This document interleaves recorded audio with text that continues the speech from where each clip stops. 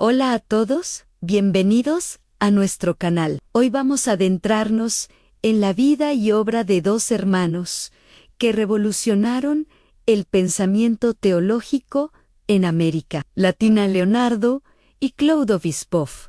Prepárense para un viaje fascinante por la teología de la liberación. ¿Alguna vez te has preguntado cómo se puede conectar la fe cristiana con la lucha por la justicia social? Bueno, los hermanos Boff no solo se lo preguntaron, sino que dedicaron su vida a responder esa pregunta. Comencemos con Leonardo Boff, nacido en 1938 en Brasil. Desde joven ingresó a la orden franciscana y se doctoró en teología en Alemania, pero no se quedó en la Academia Europea. Regresó a Brasil con una misión: desarrollar una teología que respondiera a la realidad de opresión y pobreza que veía a su alrededor. Leonardo se convirtió en una de las voces más prominentes de la teología de la liberación.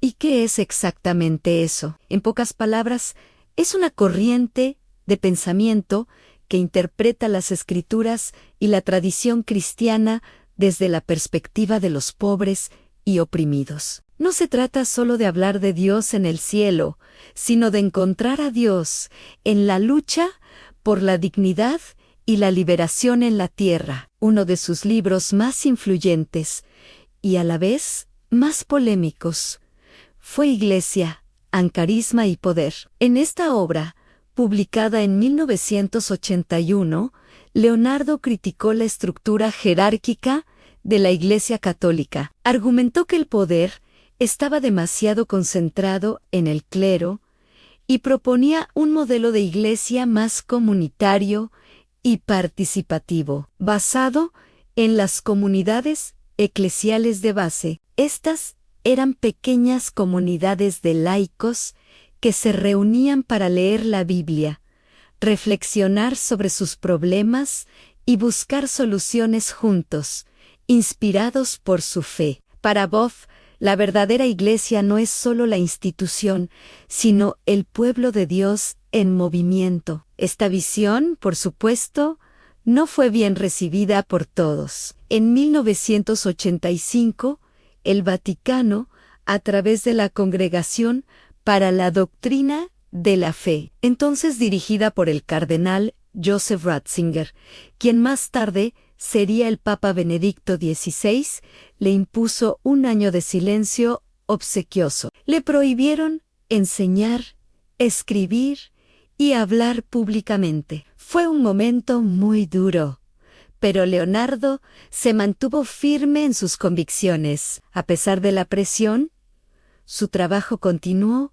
evolucionando. En los años 90 su enfoque se amplió para incluir la ecología. Leonardo Boff es uno de los pioneros de la ecoteología. Él argumenta que la opresión de los pobres y la destrucción del planeta son dos caras de la misma moneda. Ambas provienen de un sistema que busca el dominio y la explotación. Su famoso libro, Grito de la Tierra, Grito de los Pobres, conecta la crisis ecológica con la crisis social, pidiendo un nuevo paradigma de cuidado y respeto por toda la creación, a la que llama nuestra casa común. Una idea que años después resonaría fuertemente en la encíclica Laudato Si del Papa Francisco. En 1992, sintiendo que ya no podía ejercer su ministerio con libertad dentro de la estructura eclesiástica, Leonardo Boff dejó el sacerdocio. Sin embargo, nunca ha dejado de ser teólogo. Continúa escribiendo prolíficamente, dando conferencias por todo el mundo y siendo una voz crítica y profética en temas de justicia, derechos humanos y ecología. Ahora, hablemos de su hermano Clodovis Boff, nacido en 1944, al igual que Leonardo. Clodovis es un teólogo brillante, perteneciente a la Orden de los Siervos de María Anhel. También fue una figura clave en los primeros días de la teología de la liberación. Pero su enfoque fue un poco diferente. Clodovís es conocido por su trabajo en la metodología teológica. Mientras Leonardo se enfocaba más en la aplicación pastoral y social, Clodovís se preocupaba por establecer las bases teóricas y filosóficas de esta nueva forma de hacer teología. Su obra principal en este campo es Teología de lo Político y sus mediaciones. En este libro, Clodovís explica cómo la teología puede y debe dialogar con las ciencias sociales, como la sociología y la economía. Él argumentaba que, para entender la realidad de los pobres, no basta con la buena voluntad, es necesario usar herramientas de análisis social para comprender las estructuras que generan la pobreza y la injusticia. Este uso del análisis social, a menudo inspirado en corrientes marxistas, fue uno de los puntos más criticados por el Vaticano. Clodovís desarrolló un método teológico en 3 pasos. Primero, el ver, que implica un análisis socioanalítico de la realidad. Segundo, el juzgar, que es la iluminación de esa realidad con la fe y la palabra de Dios. Y tercero, el actuar, que es la práctica pastoral y política transformadora que surge de los 2 pasos anteriores. Este método, ver, juzgar, actuar, se convirtió en la columna vertebral de la praxis de las comunidades de base en toda América Latina. Sin embargo, aquí viene un giro interesante en la historia. Con el paso de los años, Clodovís comenzó a distanciarse de algunas de las corrientes más radicales de la teología de la liberación. En 2007, publicó un artículo que causó un gran revuelo, titulado Teología de la Liberación y el retorno al fundamento. En él, Clodovís advertía sobre un peligro que él percibía en esta corriente, el riesgo de poner al pobre en el centro. En lugar de a Jesucristo, argumentaba que algunos teólogos habían politizado tanto la fe que la habían vaciado de su contenido trascendente. Según él, la opción por los pobres debe ser una consecuencia de seguir a Cristo, y no el punto de partida absoluto de la teología. Para Clodovís, la teología debe volver a su fundamento, que es la fe en Jesucristo y la revelación divina. Esta crítica, viniendo de uno de sus fundadores, fue muy controvertida. Su propio hermano, Leonardo, respondió públicamente, defendiendo que la opción por los pobres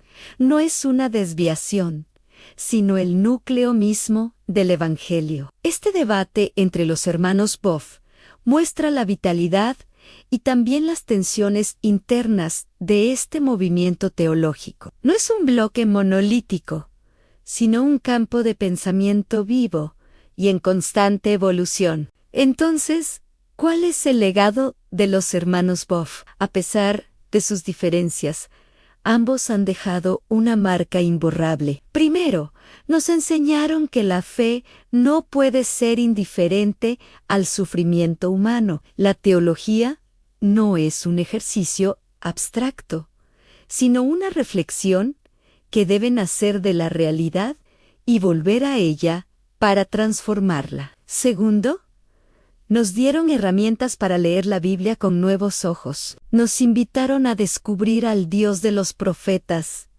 al Jesús que caminó con los excluidos y que anunció un reino de justicia y fraternidad. Tercero, Leonardo Boff, en particular, nos alertó sobre la urgencia de la crisis ecológica y nos ofreció una espiritualidad que integra el cuidado de la tierra como parte fundamental de nuestra fe. Su idea de la casa común es hoy más relevante que nunca. Y cuarto, el debate entre ellos nos recuerda que la teología es un camino de búsqueda constante, lleno de preguntas y autocrítica. La tensión entre la inmanencia y la trascendencia, entre lo político y lo espiritual, es una tensión creativa que mantiene viva la fe. La historia de Leonardo y Clodovis Baff es la historia de dos hermanos unidos por la sangre y por una pasión común. Buscar el rostro de Dios en medio de las luchas y esperanzas de su pueblo. Sus obras, sus debates y sus vidas nos desafían a preguntarnos ¿qué significa ser cristiano hoy en un mundo marcado por la desigualdad y la crisis ecológica? ¿Y qué estamos haciendo para que nuestra fe sea una fuerza de liberación y de vida para todos? Sus contribuciones han inspirado a incontables personas en América Latina y en todo el mundo a comprometerse con la justicia social desde su fe. Aunque la teología de la liberación ha enfrentado muchas críticas y ha evolucionado con el tiempo, su pregunta fundamental sigue resonando con fuerza. Espero que este recorrido por el pensamiento de los hermanos Baff te haya resultado interesante y te invite a profundizar más. Son figuras complejas, pero sin duda esenciales para entender la historia reciente de la Iglesia y del pensamiento social. Gracias por acompañarnos en este video. Si te gustó, no olvides darle a me gusta, compartirlo y suscribirte al canal para no perderte nuestros próximos contenidos. Déjanos en los comentarios qué piensas sobre la teología de la liberación o si hay algún otro tema que te gustaría que exploráramos. Nos vemos en el próximo video. ¡Hasta pronto!